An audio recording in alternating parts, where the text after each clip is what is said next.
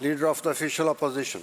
Well, thank you, Mr. Speaker. Mr. Speaker, earlier this week, the Premier released their latest new housing plan, and not surprisingly, it has few details. It will delay important decisions being made for many, many more months.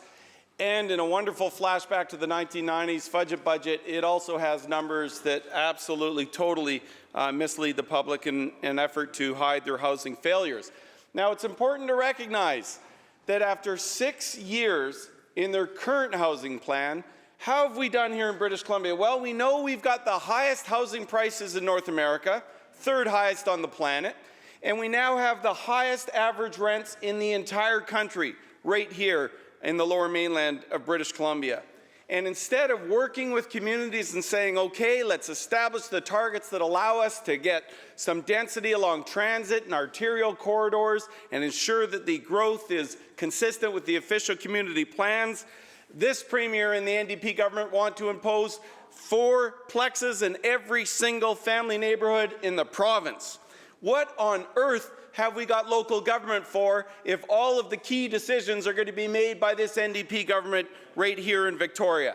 Every official community plan has now been rendered meaningless, completely meaningless. And I can guarantee you, Mr. Speaker, that the Premier and this housing minister have not thought this through, and what few details we have frankly make it evident that they have no idea what they're doing. So my question to the Premier is, given the Premier's abysmal track record as a housing minister to date, based on the results we see, how on earth are British Columbians going to have any confidence that this latest plan they're coming up with all the inaccuracies it shows in it, is going to do anything other than give more failure to the public of British Columbia?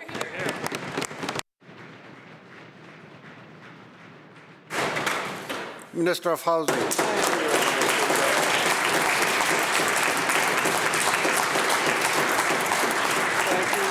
Thank you so much, Honourable Speaker, and I was very proud to be able to stand with the Premier to announce our housing strategy, housing homes for people, Honourable Speaker. We know decades of underinvestment in housing. We know with interest rates going up that we have a real housing crisis, and we need action, Honourable Speaker.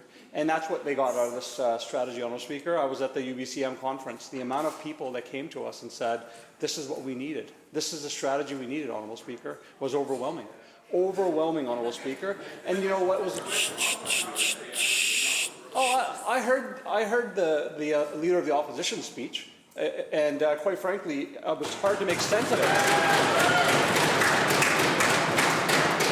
It was hard to make sense of it, Honourable Speaker. I support the flipping tax, and then every day he comes in here and says he doesn't like taxes. He supports the flipping tax. And then he says, I don't like the gentle density in communities. And so, you know, he was a developer for a long time. He doesn't like density. And then he spent the entire time talking about how we need more towers in communities, Honourable Speaker. And then he went on to talk about targets in communities and how he needs to put targets on communities. Honourable Speaker, they have no plan. They have no vision for housing.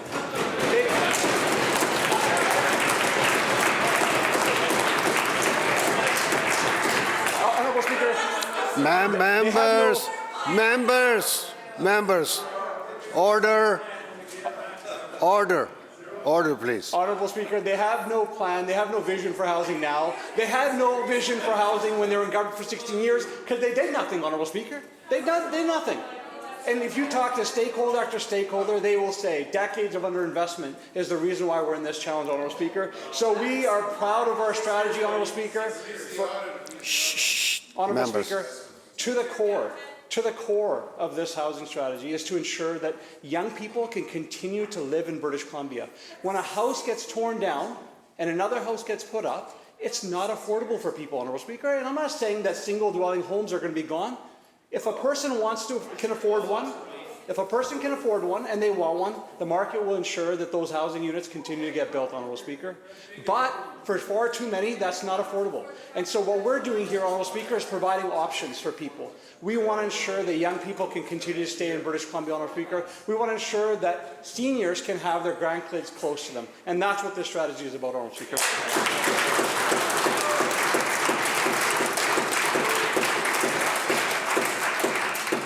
Leader of the Official Opposition, supplemental. Well, thank you, Mr. Speaker. Well, what I care about, what the public cares about, are actual results. And as I pointed out, we've got the worst results in North America. Just to be clear, so that housing minister understands, with their great plans and apparently their genius in understanding the housing sector, they've managed to single-handedly get us to the worst place in North America for housing prices and rents. I can tell you this, Mr. Speaker, when I left government in 2013, the average townhome in Surrey was about $400,000. Today, under the genius of the NDP, it's now over $1 million for a typical townhouse. That's the kind of results they've generated. I've always said, Mr. Premier, we've always said on this side, we need to flood the zone with more of everything. We need more market rental, more affordable rental, more condos, more townhomes. But we also recognize that we need to work with local governments to make sure it's consistent with the plan of life that they've laid out for the communities. Now, if the member opposite and the government opposite had listened to the voices like this opposition in the private sector that were warning them years ago when they first came out with their housing plan that didn't even talk about housing supply, they wouldn't be in the situation they're in today, where they just loaded on all these costs and taxes to housing. But if we're going to do housing right, Mr. Speaker, it's got to be smart. It's got to make sure that the housing is going to be on those transit corridors and those arterial corridors, and that you're working with local governments to make sure it's consistent with the vision they have for their local situation in the local communities. But to say that every single family residence in the province of British Columbia is going to be upzoned because these people think they know best is the wrong decision. It's not going to get the results you need if you talk to anyone that knows anything about the housing sector. Mr. Speaker, what that's going to do to already overcrowded schools. For example, in a place like Surrey, where this government promised to eliminate all portables in the first 4 years, and today we've got more portables than we've ever had, and now they want to make every single family lot a fourplex. Imagine what that's going to do to the schools and the hospitals and the infrastructure, Mr. Speaker. I'll conclude with this. I want to say, instead of working with local governments and making sure that the growth and the density that we're talking about that we all agree we need is going to be in the areas where it makes sense, where it's good for the environment, good for transit, good for cycling and walking. Why has this minister and this premier decided that every single family home is going to be now zoned to a fourplex in British Columbia?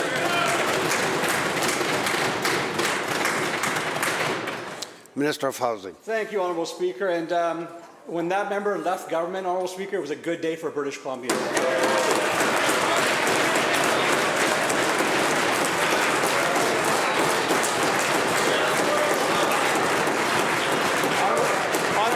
Speaker.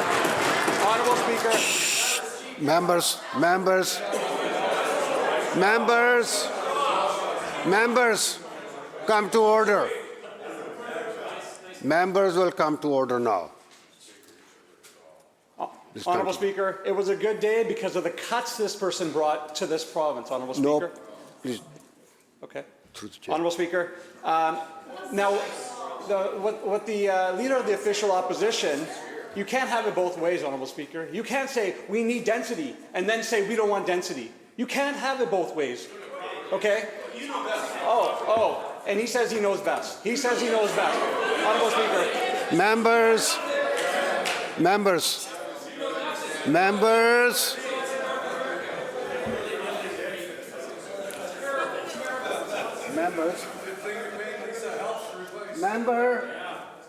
Member will come to order now. Please continue. Honourable Speaker, we worked with stakeholders. Honourable Speaker, we worked with stakeholders on this strategy. I'm very proud of it, Honourable Speaker. It is going to move British Columbia in a good way, Honourable Speaker. And again, to the core, what we're talking about here, Honourable Speaker, is the ability for young families to be able to get into the housing market. That's what we're talking about here, Honourable Speaker. That's what we're talking about. We want a place here in British Columbia where a young person can actually access the home, where people can raise their kids in the same neighborhood that they grew up in, Honourable Speaker. That's what we're talking about here, Honourable Speaker. When a house is torn down, and if it's only a house that's built, that is only affordable for some people. If they can afford it, they'll buy it, and as I said, the market will deliver for them, Honourable Speaker. But for too many, we need more options. That's what this plan is about, Honourable Speaker. And you know, there's been stakeholders that have come out in favour. And the member may know Neil Moody, who's the CEO of the Canadian Home Builders. He said there's so many cases where we've got problems with people that have been in their homes for many years and they're house rich and cash poor. This type of strategy, Honourable Speaker, is going to be able to ensure that people like this woman Kathleen in my community was able to tear her house down, build 4 units on the same lot where she is living with her husband, and all her kids are in the units there, Honourable Speaker.